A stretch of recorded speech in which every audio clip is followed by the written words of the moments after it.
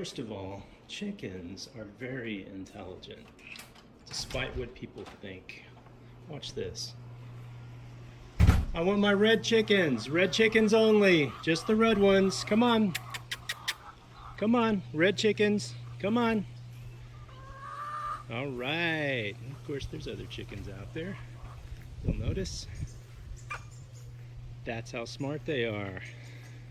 Okay, so I've devoted half of my backyard to raising these guys.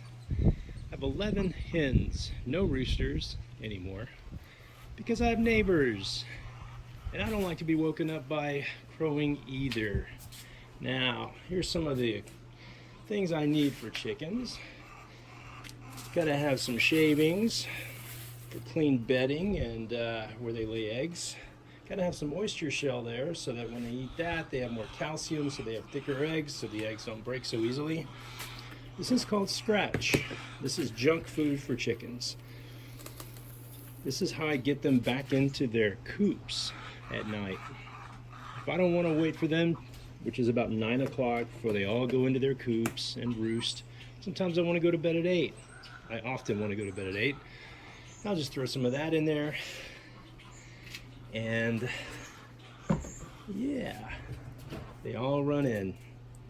There's the actual chicken food, chicken feed. So let's see what's going on with these ladies. Hey guys, notice they're very tame and they're very happy. I have a 6-foot fence here, but they don't jump over it. They could. Oops. Watch out. They could jump over it. Some of them could. These guys actually, I clipped their right wings so that they would be in balance so that they couldn't fly.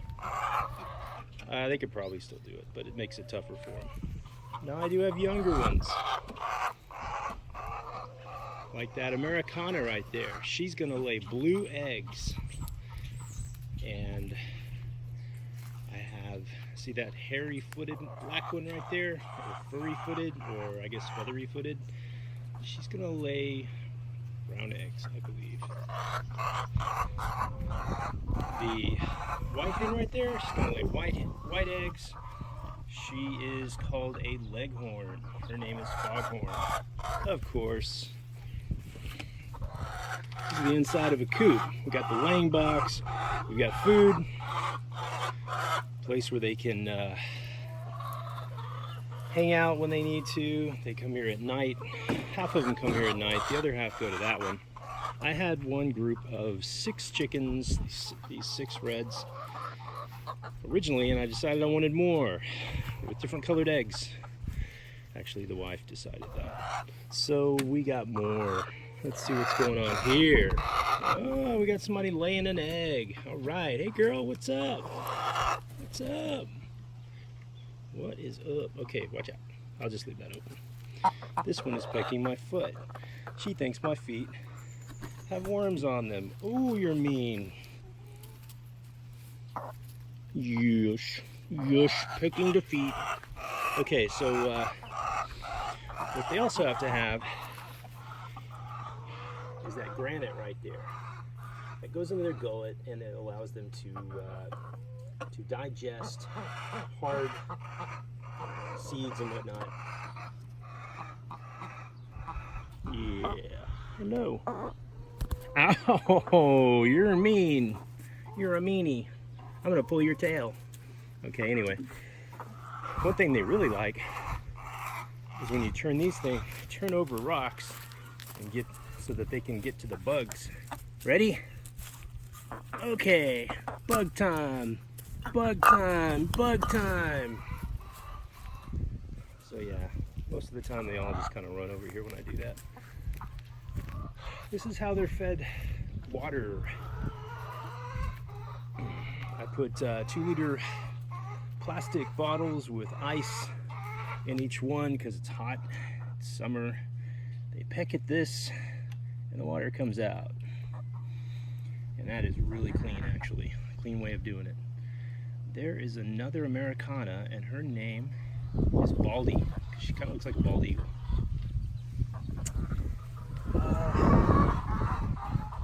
is their main food source. Just fill it up, maybe once every 3 weeks. Lasts a long time. And they just stick their little heads in there. Get the food. These guys lay about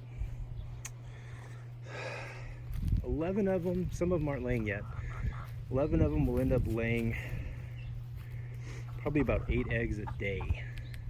That's a lot of eggs. So lots of people who like these eggs because they're extremely healthy. And there are certain ethical implications to buying eggs from the store. And so yeah, let's get into that. Why do I do this? Watch this video. Every day, America consumes over 200 million eggs. And for most people, eggs are easy to enjoy. They're high in fat, they're an easy source of calories, and they're relatively cheap. What the egg industry is hiding and doing is absolutely shocking. The egg industry has done an impeccable job keeping us in the dark. I've done some research before on this industry, but there is no video on the internet yet exposing in full detail what the egg industry is hiding. And that is what I'm about to share with you. Now, there will be some graphic content in this video, but this is the truth that the egg industry does not want you to know. Despite their behavior seeming to be merely instinctual and biological responses to stimuli, chickens are social, sensitive, and intelligent creatures. Scientists have discovered that chickens have sophisticated ways of communicating, including over 25 specific communication calls, and they use signals to convey intentions. As reported by Scientific American, studies have shown the unique communication skills of a chicken is on par with some primates. And their intelligence, as far as memory, behavior, communication, and complex problem solving, has been ranked by scientists as above some average toddler's intelligence. Karen Davis, researcher and president of United Poultry Concerns, reported that chickens have an inherently social nature, as well as strong memory and emotion, which influences their social behavior. Chickens also have the ability to successfully form affectionate bonds with other species, recognize others by their facial features, empathize with individuals in danger, and even mourn the death of other birds. And chickens are the closest living relative to the T-Rex, which gives them that prehistoric look. But just because their eyes are kind of T-Rex-ish and they make sounds that you've heard in Jurassic Park, doesn't mean they don't feel pain, loss, grief, and joy like other animals. Good girl. Which makes this next part even more disturbing. Standard conditions on egg-laying farms are atrocious. Nearly all egg-laying hens in the world, especially in America, live on factory farms in long, windowless sheds containing rows of stacked battery cages. Up to 10 hens are packed together in one wired cage, often unable to even spread their wings. Standing on wire floors, hens commonly suffer from foot and leg maladies, injuries, as well as feather loss due to physical and psychological stress. And it's completely standard for some reason to have 125,000 hens in one shed. And so, as you can imagine, the crowded conditions and accumulated feces creates a buildup of toxic gases, especially ammonia. And because of this, eye infections, viral infections, and upper respiratory tract infections are very common in egg-laying hens. Sadly, these wretched conditions are the most profitable for the egg industry, as the cost of adequate care for tens of thousands of hens, as well as sanitation, space, and enrichment, can cut a huge chunk into profits. And even on organic free-range farms, it is standard practice to debeak chicks using a razor blade, hot blade, or infrared laser at temperatures of up to 1,500 degrees Fahrenheit. As confirmed by the USDA Livestock Behavior Research Unit, a chicken's beak is a complex functional organ with extensive nerve supply, including receptors which sense pain and noxious stimuli. As a result of this procedure, many birds are unable to eat because of the pain and die of dehydration, starvation, or a weakened immune system. Other observed behavioral evidence of pain as a result of debeaking includes reduced pecking behavior, reduced activity and social behavior, and increased sleep duration. According to Dr. Cheng of the USDA Livestock Behavior Research Unit, following beak trimming, several anatomical, physiological, and biochemical changes occur in cut peripheral nerves and damaged tissues. there is a considerable body of research demonstrating the emergence of several markers of acute and chronic pain, including persistent lethargy and guarding behaviors, reduced feed intake, and development of neuromas as a result of beak trimming. And it is almost always done without any anesthesia. Mutilating the beak prevents birds from their natural responses to stress, such as plucking out their own feathers. And this is an upside for the egg industry because the less damaged their body is, the more valuable they'll be to send off to slaughter when their egg production declines. And as today's egg-laying hens rapidly lose nutrients and calcium to constantly produce eggs, they have a natural tendency to consume their own eggs as an attempt to replenish that nutrients. And of course, mutilating the beak also prevents this behavior, which is another upside for the industry, because those eggs are for sale.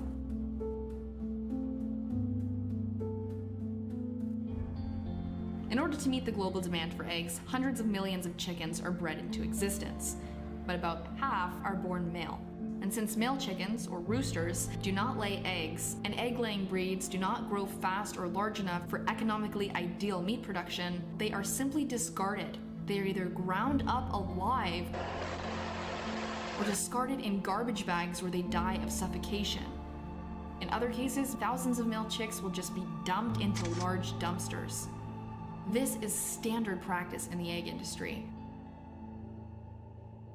One of the most shocking facts I uncovered is that it's pretty standard to starve hens in order to shock their bodies into a rapid egg-laying cycle. According to the US Department of Agriculture, at any given time, over 6 million egg-laying hens in the United States are being systematically starved in their cages. You see, after just about 8 to 12 months, the hen's egg production will start to decrease. And in order to increase profits, or when the cost of replacing the hens is not profitable, birds will be forced to endure as many last rounds of heavy egg laying as they can. And so they are put through a process known as forced molting, which involves starving the hens for up to 18 days, keeping them in the dark, and denying them of water. This shocks their bodies into a rapid, intense egg-laying cycle, which for the industry is great because we don't have to feed them and we get more eggs. To trigger the physiological shock of forced molt, a University of California poultry researcher, Donald Bell, recommends the removal of all food for no less than 5 days and as long as 14 days. You see, this allows egg producers to get the most eggs out of their hens, or as they say, the best bang for their buck. Of course, many birds die during this process, and those who live are often forced molted 2 or 3 more times. Animal scientist from Scotland, Dr. Peter Dunn, states that hens in the United States are forced molted until their combs turn blue. And the newest form of forced molting to achieve the highest egg production from hens is done by just feeding them nutrient-deficient filler food. This is not a legal problem for egg producers, because like all industrial farmed birds, hens are not protected by the Animal Welfare Act or the Federal Humane Slaughter Act. The natural lifespan of a chicken is 10 to 20 years, but in the egg industry, most hens are killed at just 1.5 years of age. After an average of 12 to 16 months of rapid egg production, the hens are classified as spent hens and are disposed of or sent off to slaughter. They usually end up in canned soups, chicken pot pies, or other chicken products in which their bodies can be shredded to hide bruises and deformities from consumers. Even on the highest quality, humane, organic, and free-range farms, when a hen's egg production decreases and it is no longer profitable to keep her alive, she will be killed, and her flesh will be sold. For the tens of thousands of hens that are too deformed, do not have enough muscle tissue, or are already dead, alternative methods of disposal include grinding the birds alive, gassing them, or dumping them into landfills. Again, chickens are not protected by the Humane Slaughter Act. In one notorious case of cruelty in February 2003 at Ward Egg Ranch in San Diego County, approximately 15,000 spent egg-laying hens were tossed alive into a wood chipping machine to dispose of them. Despite outcry from the public, the district attorney declined to prosecute the owners of the egg farm, calling the use of a wood chipper to kill hens a common industry practice. The egg industry also uses the Jet Pro system to turn spent hens into animal feed. As described in the Farm Journal Feedstuffs, company trucks enter egg-laying operations, pick up the birds, and grind them up on site in a portable grinder. The ground-up hens are then put through Jet Pro's extruder texturizer, the Pellet Pro. The processed pellets made up of dead hens are then sold to be fed to livestock, including cows, pigs, and other hens. Just like the meat and dairy industry, the egg industry is a profit-driven business, and its advertisements have one goal: to keep you as a loyal customer. And you may be thinking, what about organic and free range? Part of the industry's deceptive marketing to make people feel more comfortable with exploiting these creatures is the rise in free range and cage-free labeling. Did you know that keeping 20,000 hens in one shed still counts as free range? According to the USDA, to have a poultry operation certified as free range, producers must demonstrate to the agency that the poultry has been allowed access to the outside. This can mean as little as one small opening in a dark shed of 20,000 hens. Furthermore, egg producers are allowed to print images of happy hens on green pastures onto egg cartons, even if their hens are actually living in tiny, dark cages. For example, just this June of 2015, the Humane Society of the United States released an undercover investigation into one of Costco's egg suppliers, whose egg cartons display imagery of happy hens in the grass. Their investigation revealed thousands of hens crammed into tiny battery cages. Many were suffering injury, illness, severe feather loss, as well as dozens of decomposing dead birds.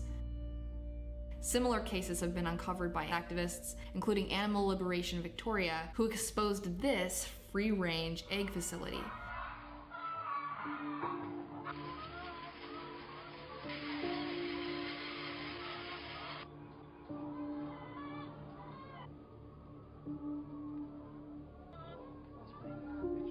Even in slightly better conditions than that, the reality is that almost all cage-free and free-range hens are still deprived of most natural behaviors, space, fresh air, and the experience of nesting with her eggs and having them hatch into baby chicks, which she raises and has a family with.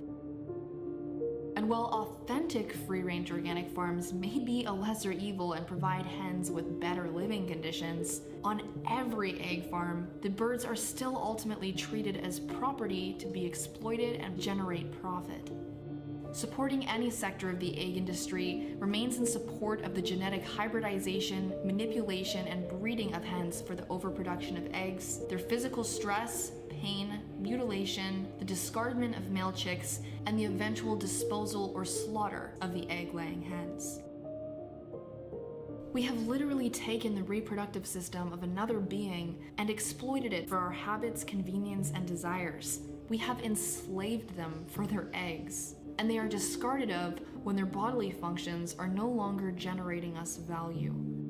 Supporting the egg industry is supporting the immense exploitation, violation, and violence towards innocent, sensitive creatures. Ultimately, the egg industry is the meat industry, and it is cruel. Thank you so much for watching, and please share this video with family, friends, your classroom, and on social media. We need to get the truth out there, because as Dr. Seuss said, unless someone like you cares a whole awful lot, nothing is going to get better. It's not.